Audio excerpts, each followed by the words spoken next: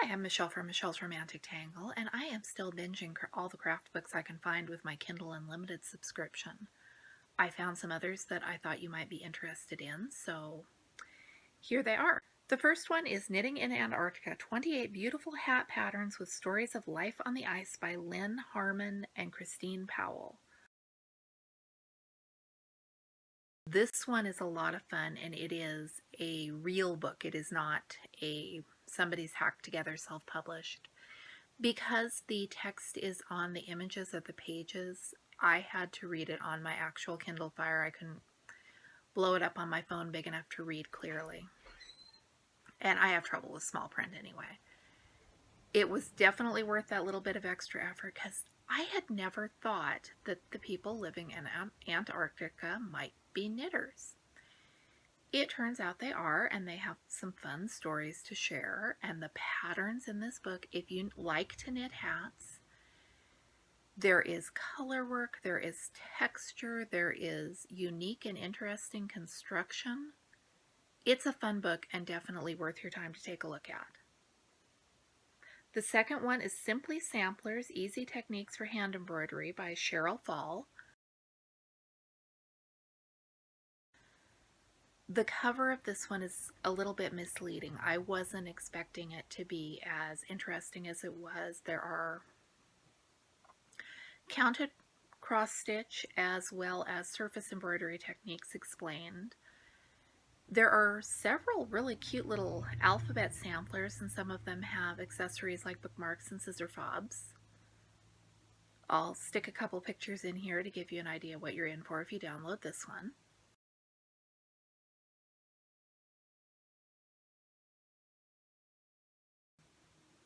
Next, we have Doodle Quilting Mania, 250 plus free motion designs for blocks, borders, sashings, and more by Cheryl Malkowski. I can't read my own handwriting in my notes here. I love this one. If you do free motion quilting and are wanting to find new shapes to try, take a look at this one because it is full of them. It does assume that you already know how to do free motion quilting. You're not going to find instructions for that here, but what you are going to find are some great all over patterns. And then once you get past those and she gets into the ideas on how to do free motion quilting on things like 9-patch blocks, it is just amazing. And my sewing machine and I have been having issues when it comes to free motion quilting. Otherwise, I would not be making this video right now. I'd be trying to implement some of these designs. Hugely recommend this one.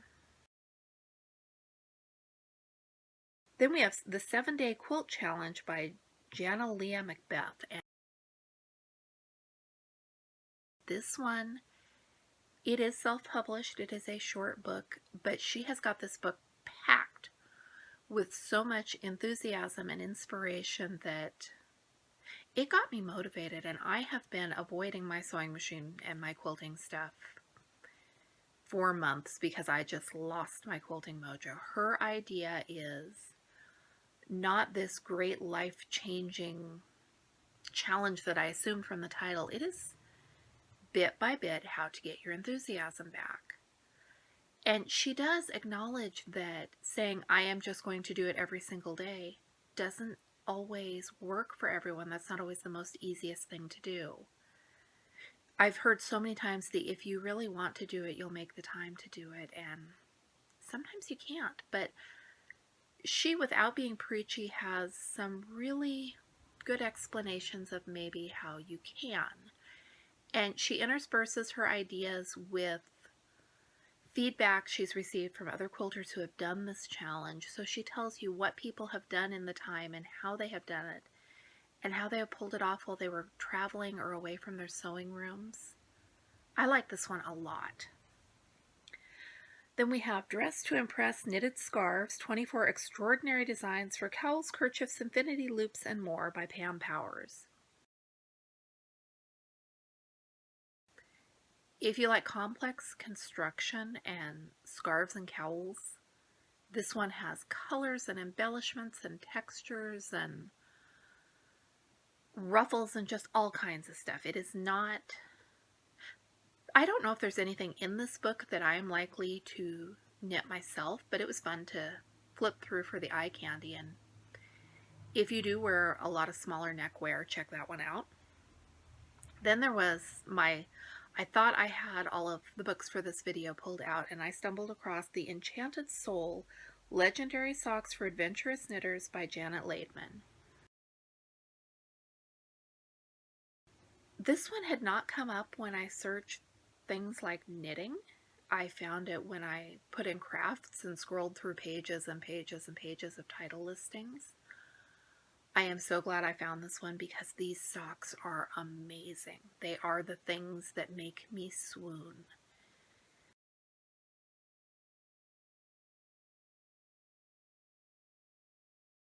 There are cables, there is color work. These are inspired by fantasy and Tolkien, and there's one that has like twining tree cables around the cuff, and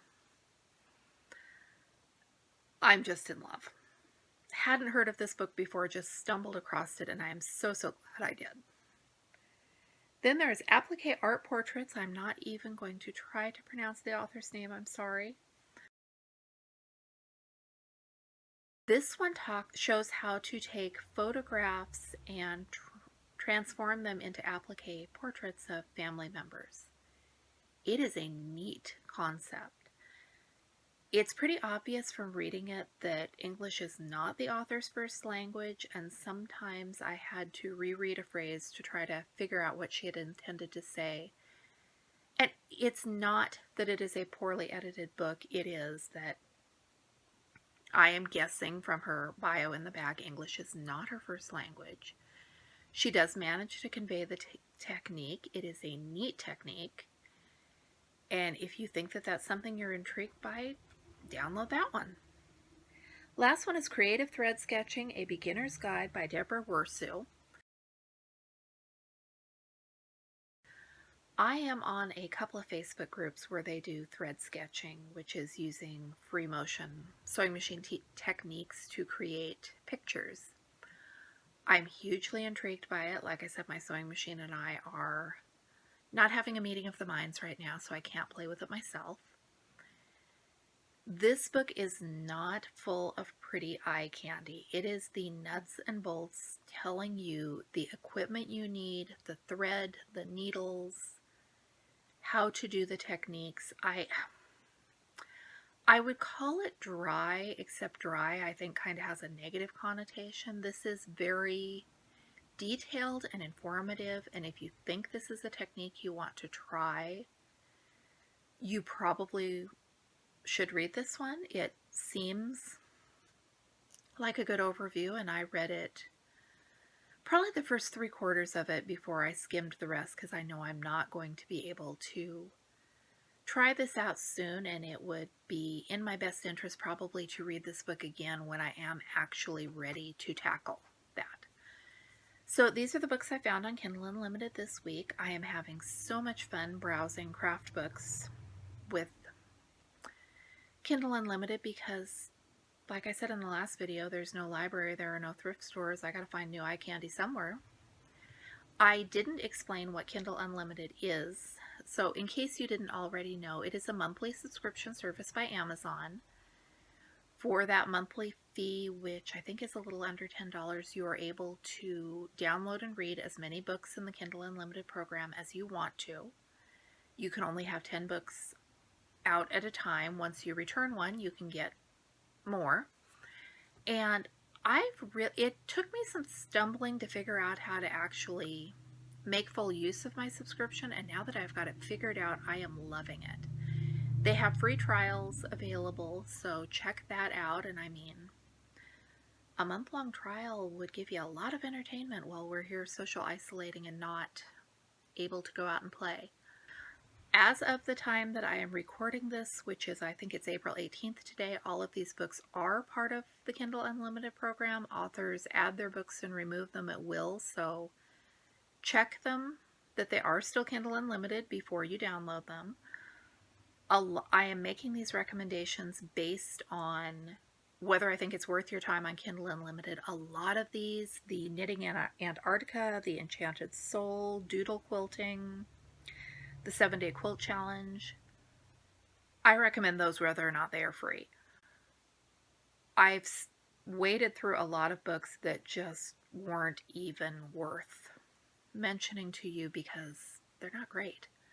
So I am trying to pick out the good ones and share those with you, and hopefully you will find that useful.